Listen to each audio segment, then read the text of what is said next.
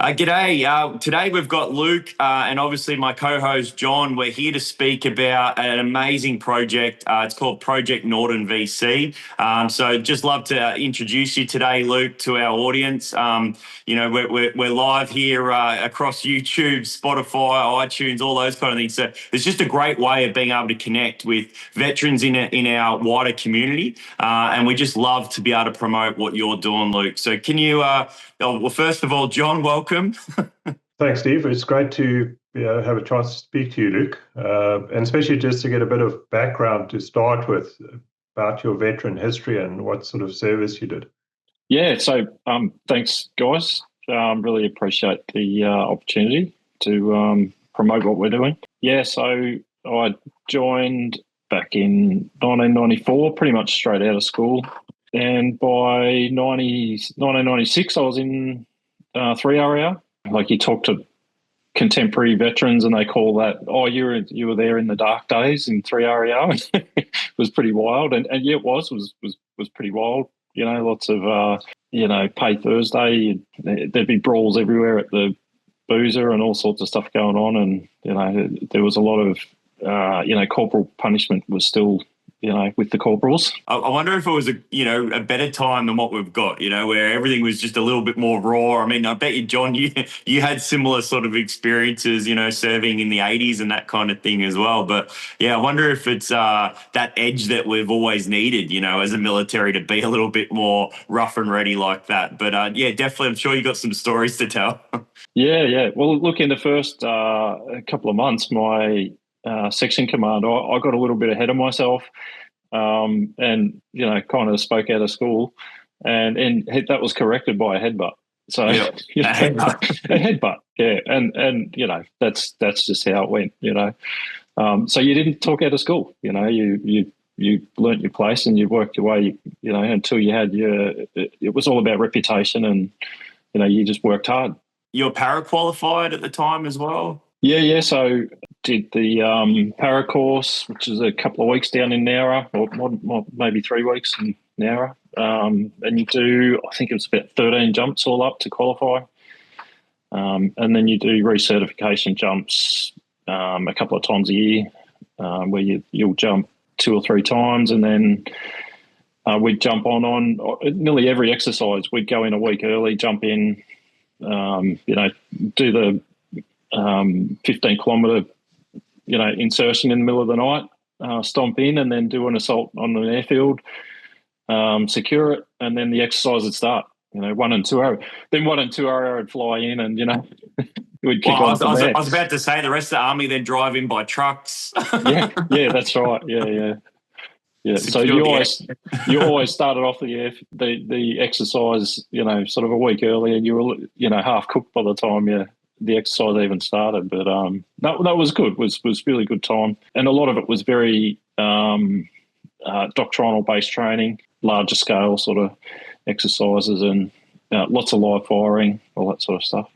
Now, in terms of your physical training, do they still drive that pretty hard, even when you get into that secondary type training? There was an additional fitness test you had to pass for as a gateway to your para course, which wasn't extensive. It wasn't like a P company type, Carter course type scenario. It was more to do with the physicality around parachuting, as in you had to do so many heaves up and down the rope so many times, and I can't remember what the exact test was. And then after, I think, by about 98 or 99, they brought in, the CO brought in a new unit fitness assessment, which was based off the SAS selection fitness test.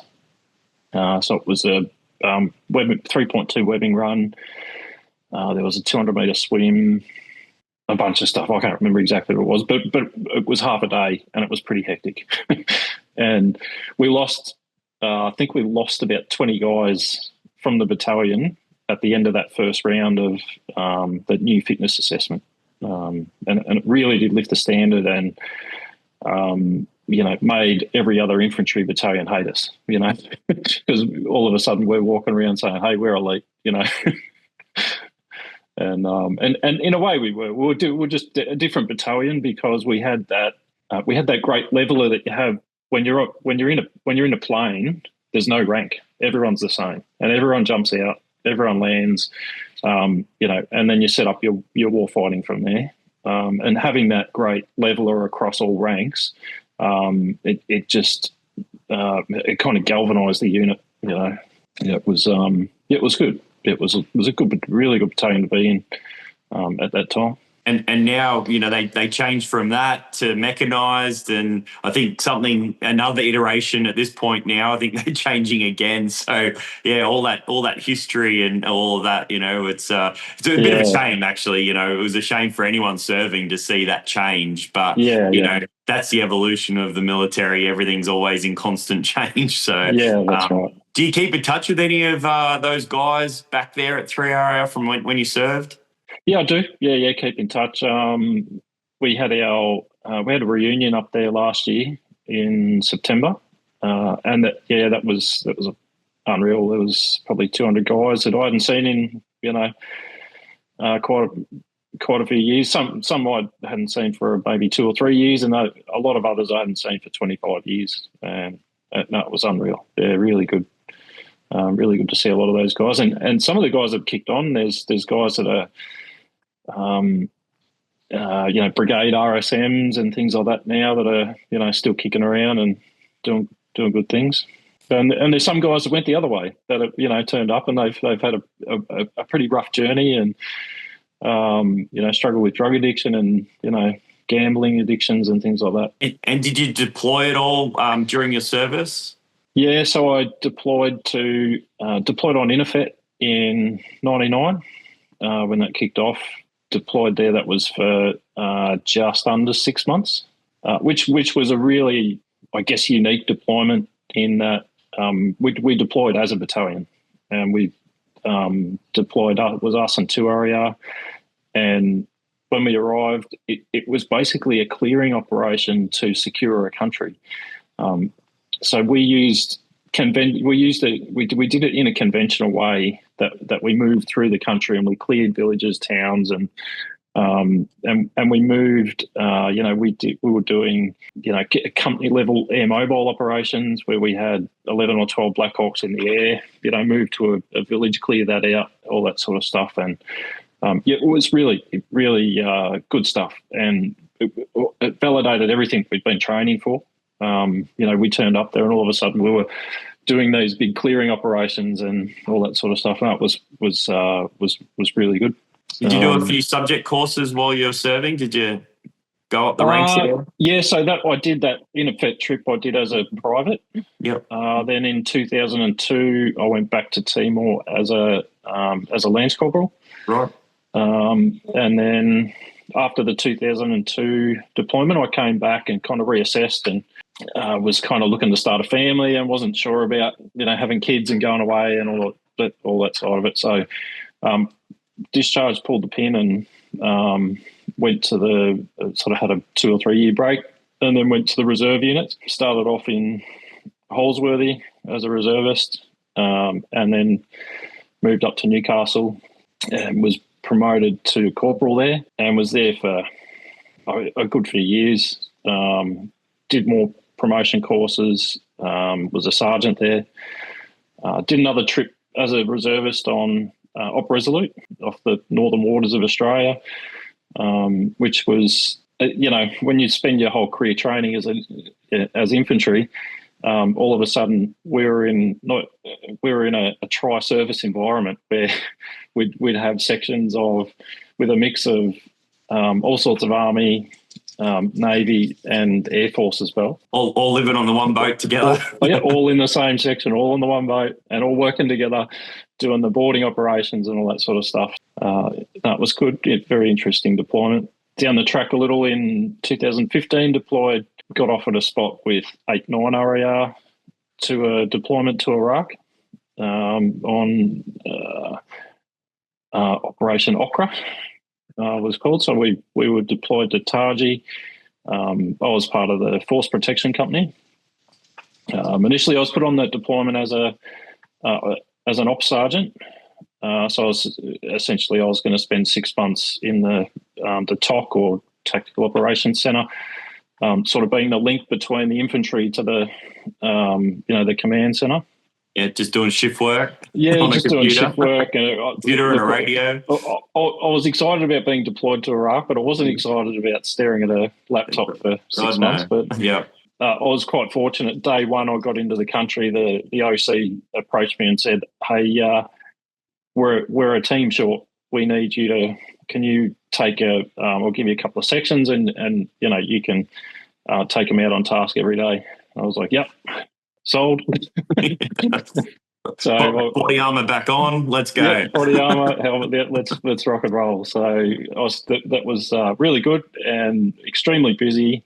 We were on task every day, and primarily the role was we were there to protect the training team that would pair up with a paired Iraqi regiment or battalion size.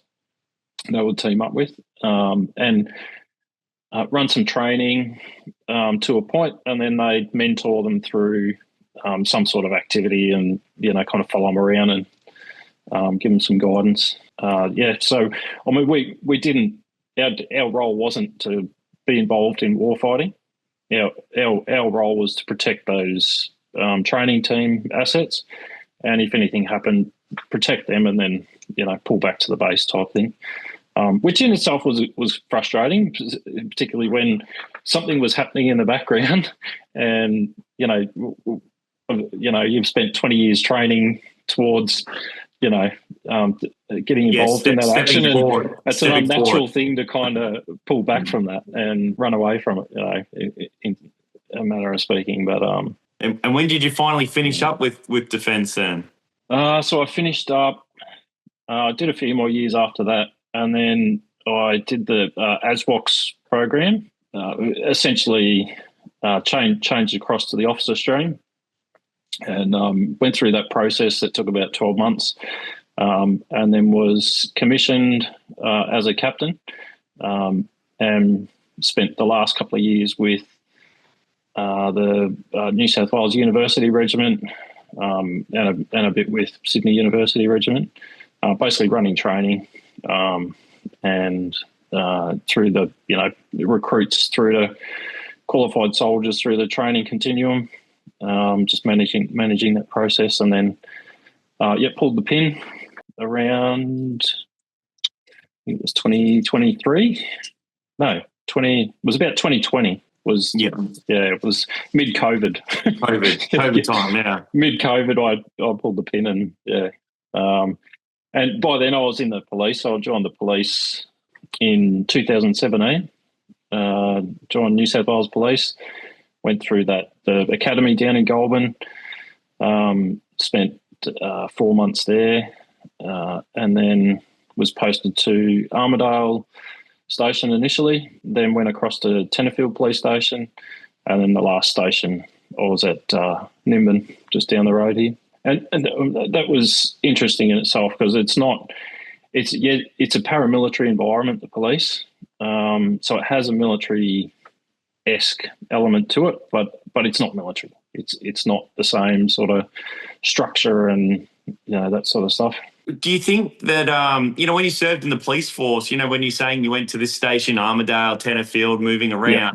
Were those moves very much? Did it feel like the same kind of support that you get when you're in the military? Like, because the ADF has gotten better at obviously moving people around and looking after people in that respect. Did you find that the police were quite good at that as well? Not really, no. No. If you wanted to move somewhere, they would readily post you anywhere without any thought or regard to your family whatsoever. They're not a factor for the police to worry about. Right. To the point where they will send us someone who is single, has no ties, no house, no any of that. They'll send him to a location where you've got a house and wife and kids, and they'll send you 2 hours up the road. Right.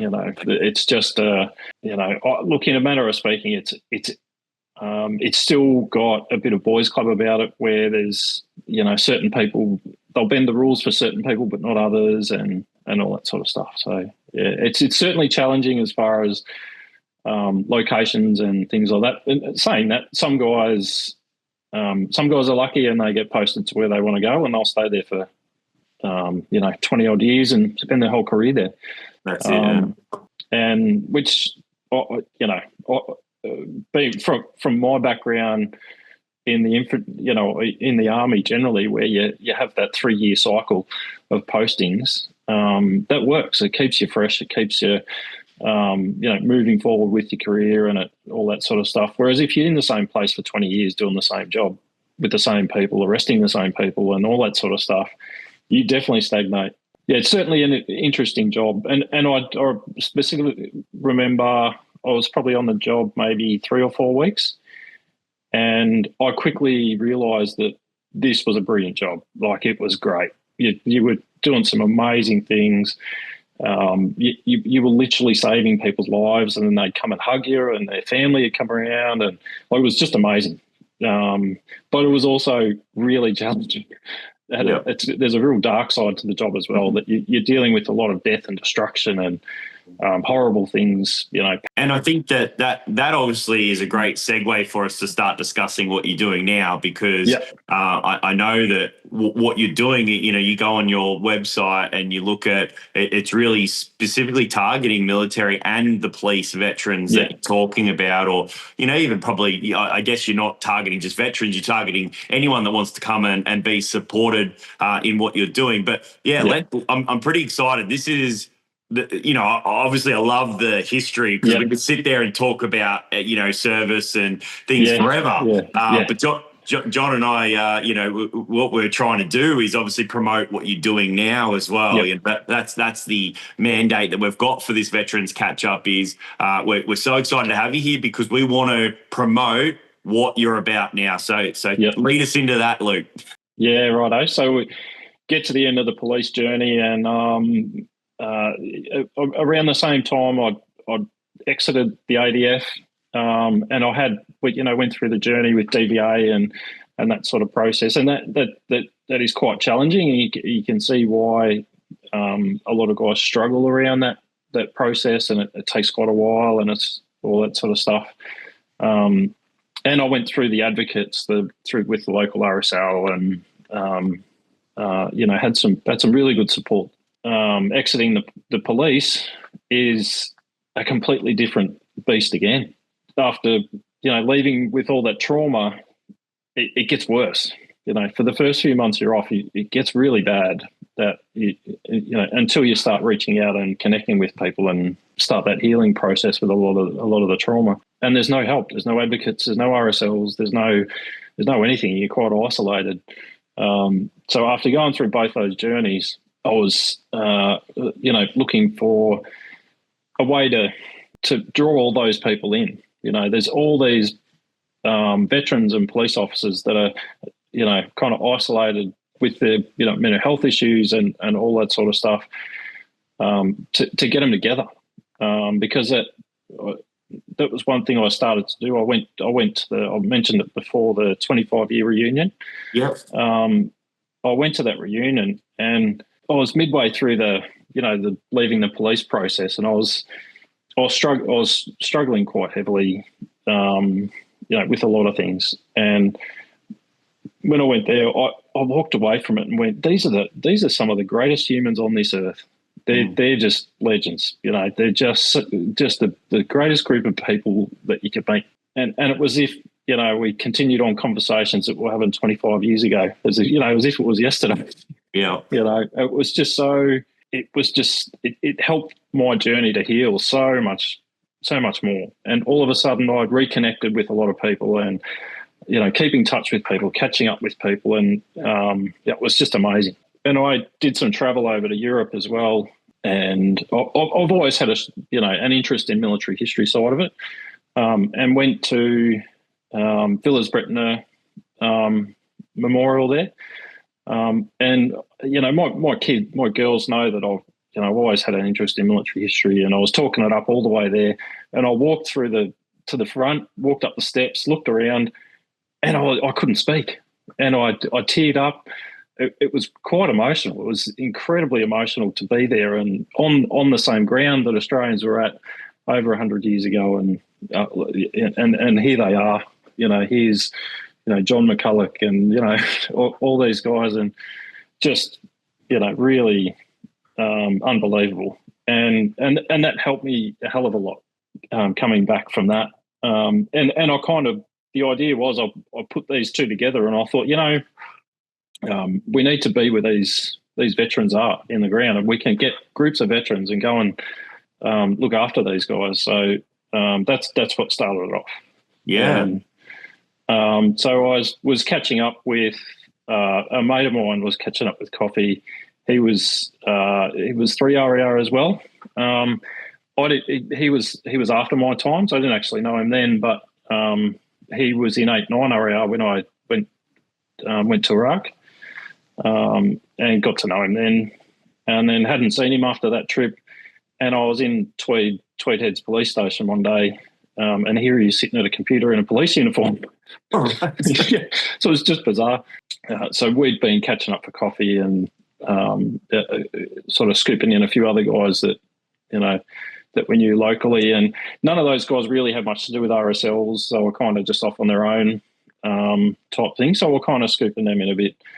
And I put this idea past him and said, "What do you reckon about this if we try and get guys together and we'll go and tidy up some graves?" So we went and did the first couple, and then I was showing photos of it to my 18 and 20-year-old daughters. They looked at the photos and went, for nearly 2 months, I was addicted to this thing on TikTok where this guy in America cleans graves. And she said, I couldn't stop watching it. And immediately I thought, well, we need to do that.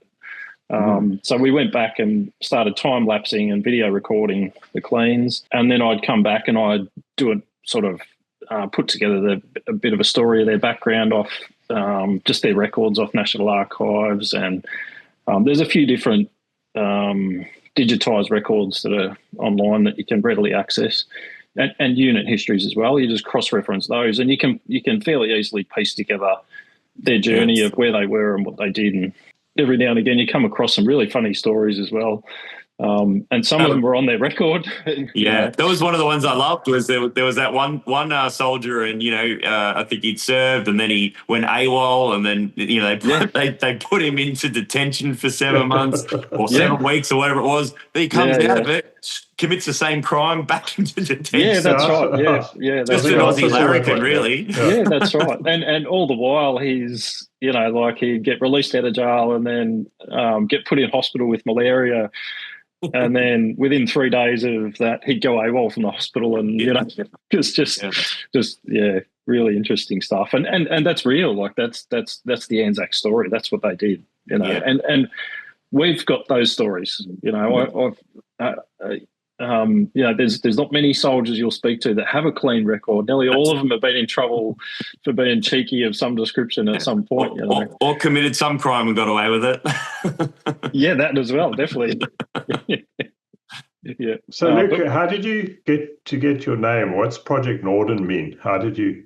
Around the same time when I was sort of first coming up with a concept, they announced the Victoria Cross for Richard Norden, where he was upgraded from the DCM to a VC for his actions during the Battle of Coral, Fire Support Base Coral in Vietnam. When that was announced, I thought, this is amazing. This is interesting stuff. So I started digging into it, had a look at his story and his background, and turns out he was, digger with 1 RER, deployed to Vietnam, went through that,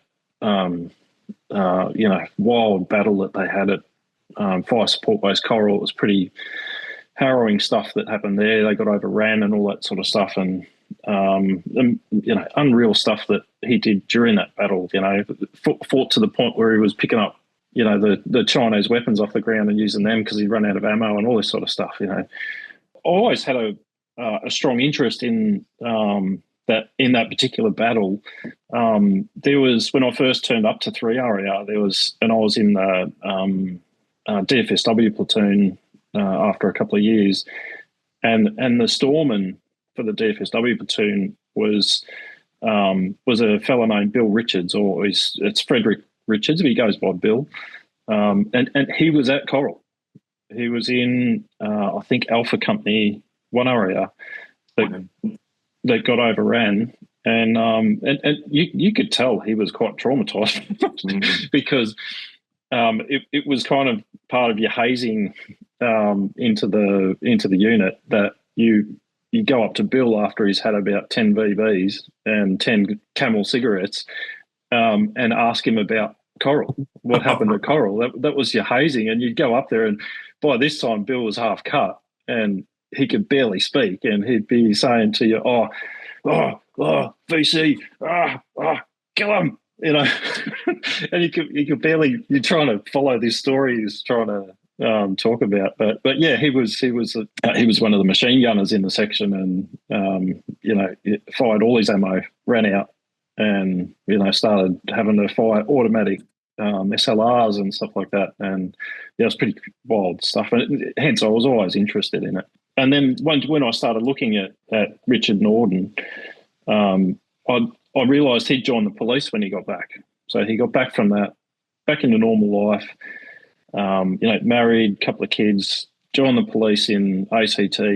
Was 2 years into the job there, and was killed in a traffic accident. Tragic circumstances. This prime human, one of the best humans that the country had produced, was just cut short just like that. Yeah, so I reached out to his family, and I ended up catching up with his brother Roger, and the family's on board. They love the idea of the project. More than happy for us to use his name to honour his service. And yeah, geez, he had some funny stories about his brother Dick, fair dinkum. There was along the lines of some of these real stories that we tell about these diggers on our posts. One of the stories about Dick was when he was in the base at Nui Dat. They'd been there for a few weeks, and there was not much going on. It had been really quiet. So him and his mate went and hoiked a grenade over the barrier and sat back and watched the show.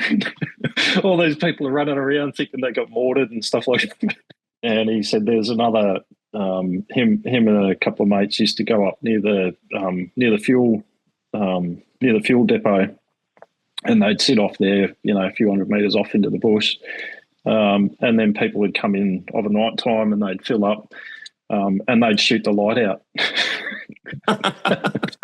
And then again, just sit back, watch the show, have a laugh, that type of stuff. So yeah, that sort of cheeky digger stuff. I mean, that sort of garbage used to go on, when I was overseas. So, it's real stuff. That's what happens, And tell us about, I guess, more about the actual project now. Is that you're going out, and obviously there's no set place that you're going to every time. You are going sort of around the country to different, cemeteries. How do you go about, honouring and finding the next person to obviously, to service their gravesite and to honour their story? How do you do that? The structure of what we want to do is we get together once a fortnight in the sort of local-ish area, within sort of a couple of hours drive. This is based around sort of southern Queensland, Tweed Heads, Gold Coast, Northern Rivers, southeast Queensland. Yeah, that sort of area, and then we're starting to set up. We've got 2 to 3 day trips away regionally. So we're going to look at some locations. We're going to go look at New England, Newcastle, and we're going to do a trip down to ACT as well. Mainly because that's where Dick's grave is. So we want to go down there and have a poke around there and put some stories up from there. And the idea of what you're doing is obviously honouring a past digger, someone that we need to honour and tell their story and look after them. But you're also, the whole point of what you're doing is actually bringing together some modern veterans or, other veterans that you've met and trying to create a bit of community. Is that right?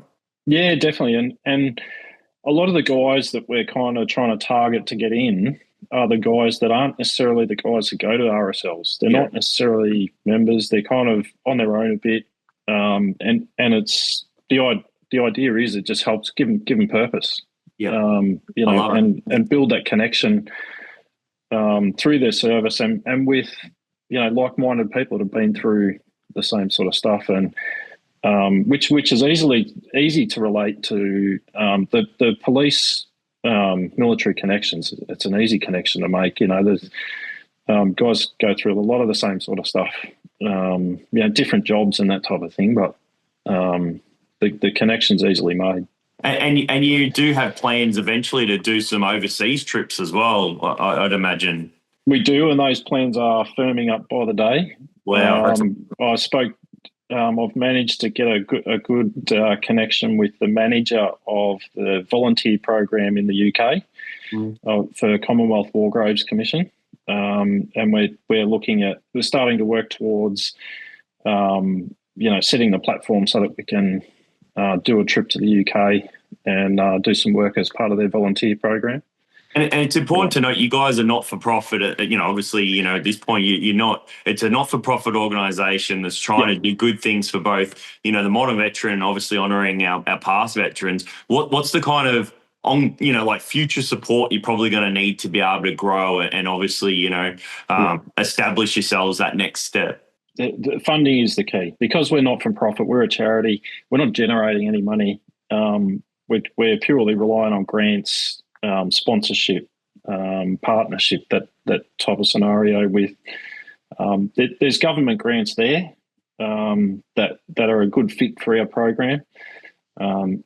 We're just working towards getting to the point where we can secure those grant funds, and then we're looking at a few different. Once we get the initial funding, we're looking at a couple of strategies to make it work long term, so that we're sustainable and can continue into the next few years, and build if we can. We want to start off with 3 trips around Australia to different locations in Australia, and we want to do 2 to 3 overseas trips a year, taking veterans to. There's a myriad of different places overseas. There's 82 countries where there's Australian soldiers buried, and you're looking at, close to 100,000 Australians are buried all over the world, and another 700,000 or 800,000 here in this country. So there's no end of work for us, so it's big. It's exciting when you sit there and you start looking at. Some of the locations we're looking at. So South Africa is a really good option for us. We want to look at going there. I know a great guide that could help. Yeah. I've come across a couple recently. This is what we love about doing this now, Luke, is that, John and I met through TikTok as well, which is weird, right? It's a very weird thing to do, but that's just this modern way of, being, digital and all that. But, it's about community and about meeting different people and trying to, if we can help each other, if you can, connect with someone else, that's what it's all about. So I love that. So give us just a final sort of plug. How do we find you? How can people, hopefully in your area get involved or support you or, just meet up? How the public can help at the moment, we just need some basic funding. We've got a GoFundMe page set up. You can reach it through either straight onto the GoFundMe page or through our website. And the website is projectnorden.org. And that's gone live as of today. That was this morning's job. So, and if veterans want to get involved, just reach out, contact us. We've got lots of information now. I've had people from nearly every state, nearly every capital city in every state reach out and say, hey, we want to set up something here. We want to go start doing some stuff here. I'll help make those links and get people in touch with people locally, and get some groups build up. Ideally, if we can get groups in every major city and every major town, that's ultimate. What a goal! The amount of veterans that have then have a good purpose and good connection, and then the amount of our fallen that get honoured, then the graves that get tidied up. It's just it'd be a great thing. Ideally, that's what we want to do. Yeah, and you're on all the socials as well, on Instagram and so Instagram, Facebook. So the Instagram page is project_Norden VC, and Facebook is Project Norden. And TikTok as well is Project Norden. So the TikTok side of it, I'm just lucky I've got 2 teenage girls who are all over that stuff, and at times they're reasonable teachers of. And how much do they charge to help me and John? Well, they cost me an arm and a leg. So if you got one of each of those to spare, great, mate. Fantastic. Thank you so much for everything that you're doing for both the veteran community, but also honouring our fallen. It's such an admirable thing that you're doing, and we just want to get behind you, support you, and put it out there. So thanks so much for coming today, Luke. Not a problem. No worries at all. Thanks a lot. Luke, thanks very much. It's been fantastic what you're doing. Really impressive.